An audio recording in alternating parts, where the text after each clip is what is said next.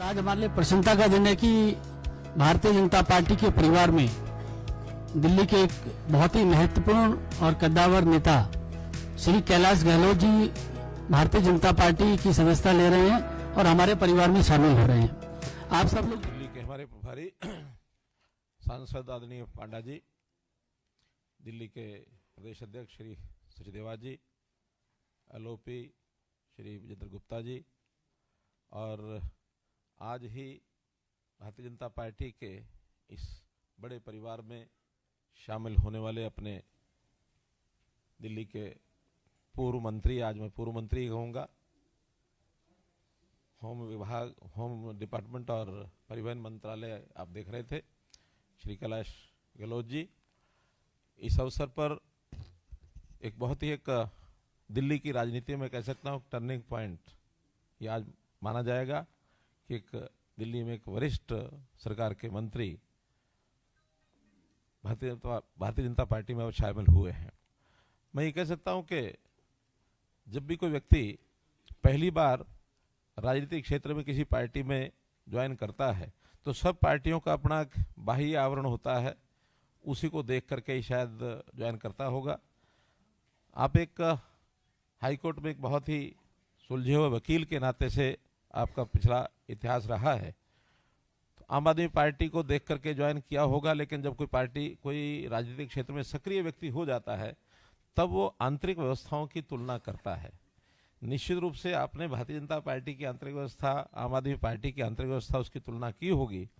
और इससे पहले भी बहुत से लोग आम आदमी पार्टी छोड़ करके और भारतीय जनता पार्टी की ओर बढ़े हैं। आपने जो ये निर्णय लिया है, निश्चित रूप से देश के प्रधानमंत्री नरेंद्र मोदी जी की नीतियां, उनके काम करने का तरीका, भारतीय जनता पार्टी की विचारधारा, उसको देख करके ही निर्णय लिया होगा। आज आपने भारतीय जनता पार्टी ज्वाइन की है, मैं आपका भारत सरकार की ओर से तहे दिल से आपका स्वागत करता हूं। एक बात और मुझे आनंद है इस बात का, क्योंकि मैं मूल रूप से हरियाणा में ही 10 साल तक मुख्यमंत्री के नाते दायित्व निभाया, तो बहुत बार कैलाश जी गहलोत के बारे में उस समय सुनते ही थे। हरियाणा का बहुत एक निकट का संबंध इनका है।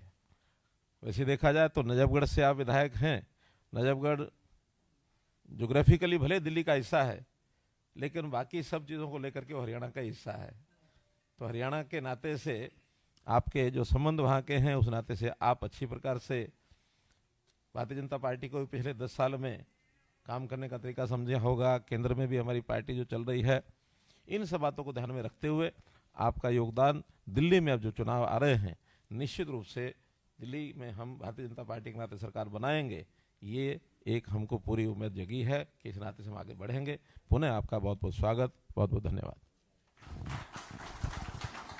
आदरणीय श्री कैलाश गहलोत जी से मेरा आग्रह है कि यहाँ उपस्थित मीडिया के साथियों को संबोधित करें।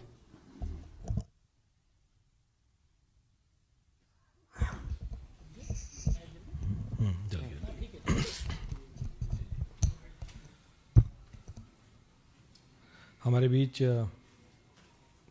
भारत सरकार में मंत्री खट्टर साहब, विजेंद्र पांडा जी, दिल्ली के प्रभारी दुष्यंत गौतम जी, हर्ष मल्होत्रा जी, वीरेंद्र सचदेवा जी, विजेंद्र गुप्ता जी एलओपी, अनिल बलून जी, जितने भी यहाँ मीडिया बंधु उपस्थित हैं, मेरे साथ आए हुए जितने भी दोस्त और बुजुर्गगण हैं, सभी को प्रणाम।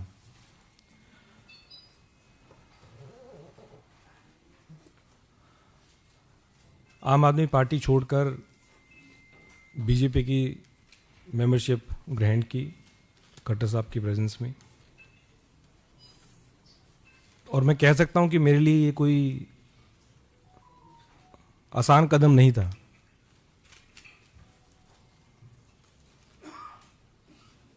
अन्ना जी के दिन से हम पार्टी से जुड़े,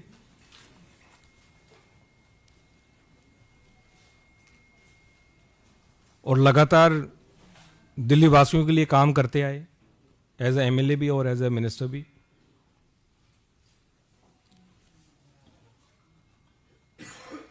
और सही पूछे तो कुछ लोग सोचते होंगे कि ये ओवरनाइट कुछ डिसीजन हो गया या किसी के दबाव में ये मैंने निर्णय लिया। हर एक व्यक्ति जो ये सोच रहा है कि किसी के दबाव में मैंने निर्णय लिया, मैं ये कहना चाहता हूं कि मैंने आज तक किसी के दबाव में आके कोई काम नहीं किया, कोई काम नहीं किया। और राजनीतिक जीवन में लगातार 2015 से पार्टी में रह के, एमएलए रह के और एज ए मिनिस्टर भी दबाव में आके मैंने कोई काम नहीं किया। तो जितने भी ऐसी मुझे सुनने में आ रहा है कि ऐसा कोई नैरेटिव बिल्ड करने की कोशिश की जा रही है कि जिन्होंने ईडी के दबाव में कर दिया, सीबीआई के दबाव में कर दिया, तो ये सारी मेरे ख्याल से गलतफहमी है। इस प्रकार का नैरेटिव बिल्ड किया जा रहा है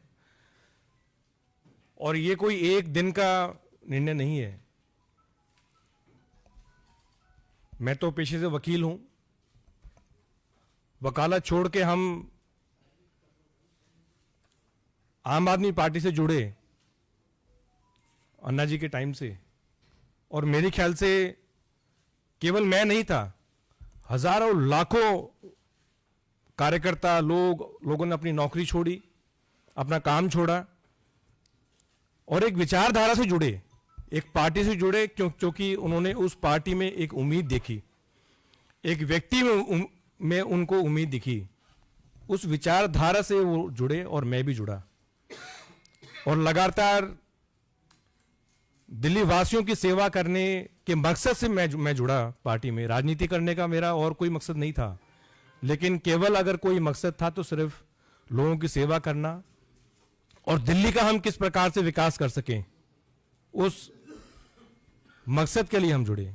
लेकिन जब अपनी आंखों के सामने अगर जिन वैल्यूज के लिए हम इकट्ठा आए, जिन वैल्यूज के लिए आम आदमी पार्टी ज्वाइन की, अगर वो बिल्कुल कॉम्प्रोमाइज्ड होते हुए अगर देखने को मिली तो फिर कहीं ना कहीं पीड़ा। और ये मेरे शब्द हो सकते हैं, लेकिन मैं गारंटी के साथ कहता हूं कि इन शब्दों के पीछे वो लाखों हजारों कार्यकर्ताओं की आवाज है, वो भावना है कि जिस मकसद के लिए वो जुड़े थे वो आज उनको नजर नहीं आ रहा। एक आम आदमी की सेवा करने के लिए जुड़े थे, वो आम आदमी से मेरे ख्याल से सब वो लोग खास हो गए हैं। मैंने अपने पत्र के माध्यम से जो किन कारणों से मैं आम आदमी पार्टी छोड़ी, वो मैं उसके बारे में कुछ ज़्यादा नहीं कहूँगा। मैंने अपने पत्रों के माध्यम से सारी चीज़ें लिख दी हैं, लेकिन इतना ज़रूर मैं कह सकता हूँ कि अगर कोई सरकार अगर लगातार हर छोटे विषय पे, हर बड़े विषय पे अगर केंद्र सरकार के साथ पूरा समय, चाहे उसके मंत्री हैं चाहे चीफ मिनिस्टर हैं, अगर पूरा समय अगर वो लड़ाई में निकालेंगे तो मेरे ख्याल से दिल्ली का विकास नहीं हो सकता। दिल्ली का विकास अगर हमें करना है तो अपने अच्छे संबंध बना के रखने ज़रूरी हैं।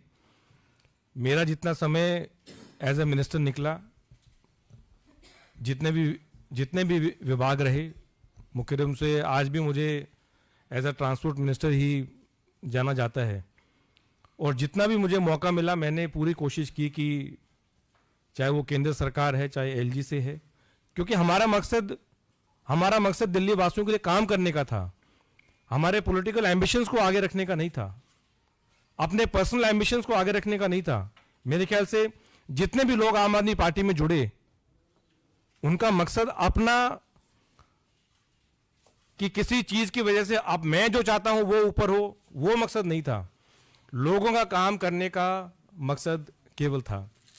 और मुझे पूरा यकीन है कि अगर दिल्ली का विकास अगर वाकई में हो सकता है तो फिर वो केंद्र में जो बीजेपी की सरकार है उसके साथ कंधे से कंधा मिला के एक मजबूती के साथ आगे बढ़ के उसका विकास हो सकता है। और यही कारण रहे कि मैं बीजेपी के परिवार से जुड़ा हूँ। आज हमारे आदरणीय और सबसे लोकप्रिय प्रधानमंत्री नरेंद्र मोदी जी, उनकी जो विजन है, उनकी जो नीतियां हैं, उनके जो काम है उनसे कहीं ना कहीं इंस्पायर होके और उनकी लीडरशिप के अंडर और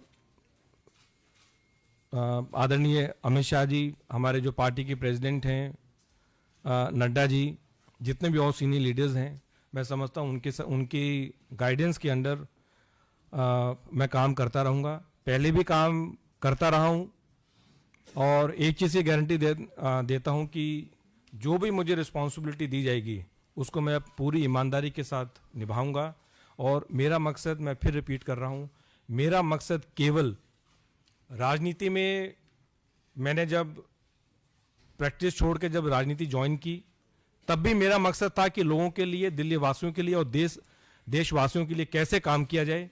वो पहले भी था, आज भी है और हमेशा रहेगा। और जितने भी यहाँ सीनियर लीडरशिप है, मुझे समय समय पे उनका गाइडेंस मिलता रहेगा और हम दिल्ली के लिए और देशवासियों के लिए काम करते रहेंगे। जय हिंद।